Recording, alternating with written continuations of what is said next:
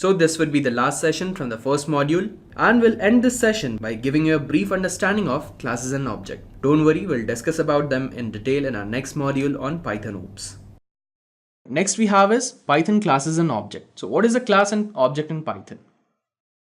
Well, Python is an object-oriented programming language, and almost everything in Python is an object with its properties and method.